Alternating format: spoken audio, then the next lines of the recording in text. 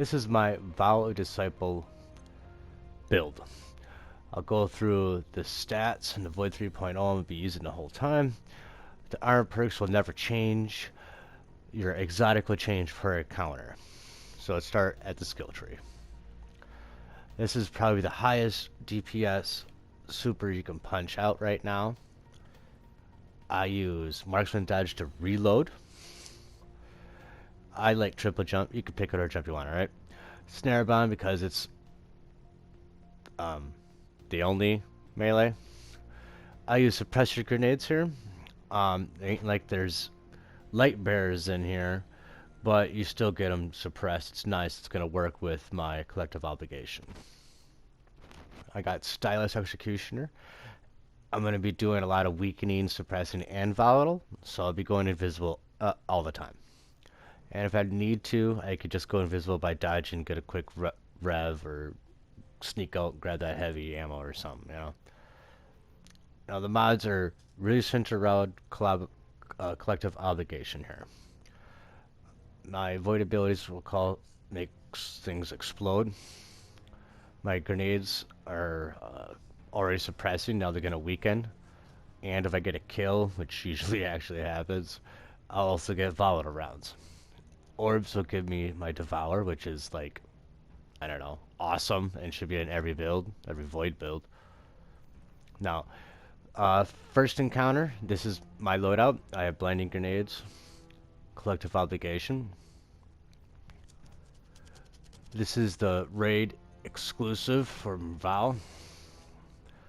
What it's going to be doing is reloading every time I go invisible or get Devour, which is going to be like all the time. So it feels like a fight shoots forever. It's also in the pulse, so it's going to work with my Unstoppable. And the main effect here is that you give something a debuff, you hit it with the collective obligation, you're going to steal that debuff in your rounds. Now you have to shoot 3 bursts. In each burst, 1 bullet has to land, and then the gun will charge up. When it's fully charged, your bullets, you can swap over, and your bullets will now do the effects. 1, 2, or 3. All 3 of them if you have them. That's why I use Suppressing Grenade, because it's the only way to suppress. This is my funnest rocket build I've used the whole time now. The auto-loading holster is, when it's enhanced, gives you just enough for an Izanagi Burden combo, and it's nice to quick swap. I did Lasting Impression because why not? Impact casting, do a little extra damage, and I did this just to balance out the stats. I got a boss spec. Now, I use artificial armor on this. You're gonna have to do Master Grasp to get this kind of armor. This is for my rocket launcher. It's gonna increase the trait, do more damage to like vehicles and that, and increase blast radius. By volatile flow, I have another way to do it, not only through the grenades, but by picking up a well. So I have a backup. Now whenever I kill anything with my void weapons, which another reason I want you to have an Osmosis Kinetic submachine gun available. We got rocket launcher ammo for my heavy, and because I had extra stats, I went resistance just to balance out my character. You could do whatever you need. Now, I got all 3 different ones because I don't like switching back and forth. So I just put Anti-Barrier, Unstoppable, and Overload just to have it, because all I'm looking for is Elemental Armament. This is gonna create a well, have an escalating chance of creating a well when I kill stuff with void weapons. Another reason to have an Osmosis Kinetic weapon available. Just ability, because I like having at least 7 mobility. You can outstrafe Shriekers and all different other things with slow projectiles. You can outstrafe them with 7 mobility. The 6th Coyote is by double dodge mechanics. So I can go invisible twice, reload my guns twice. Dodging twice is just nice. It's hard not to. um, Now, my void weapons, when I pick up a well, my void weapons do extra damage, which is another reason to have an Osmosis Kinetic in case you need to switch to it. I went Thermostatic Plating this season because it's available through the Artifact mod and it seems the most practical for damage resistance. Mobility, bring it up to 7.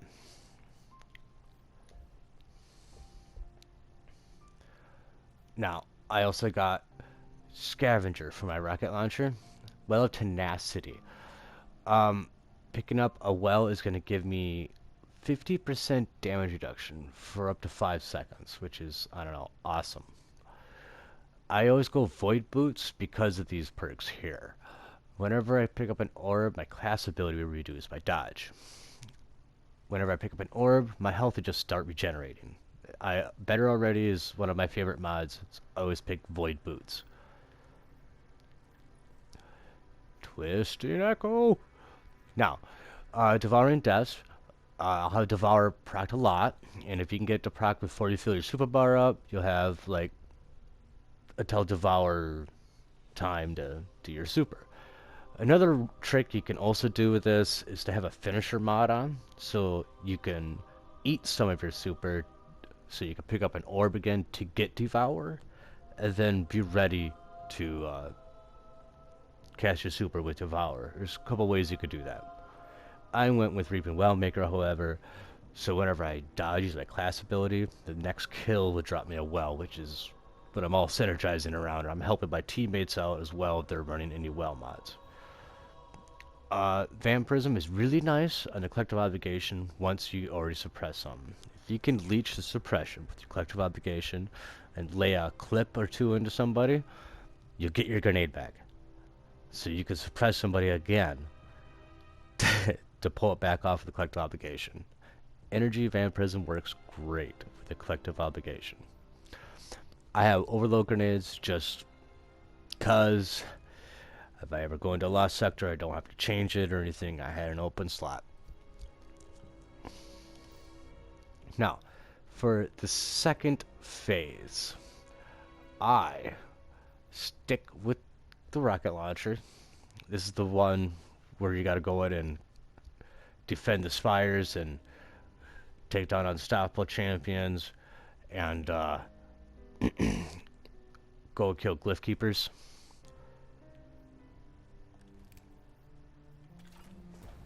That is the loadout I choose.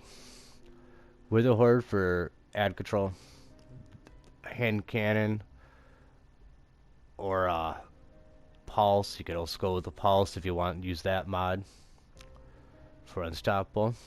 And then I still use the heavy for the glyph keepers.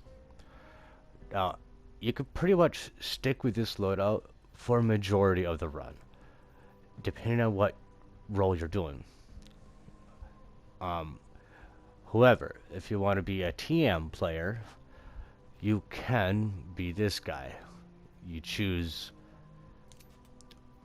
your Osmosis and your Divinity. Now you could run this for the Caretaker, and you can run it for Route. If you're doing the relay runs through the rooms with the relics, I switch over to this. And I go back to my first original loadout. And then during Route, I just switch over to Divinity and throw out an Osmosis. And I finish the raid like that. I hope you enjoy it. This build is extremely fun.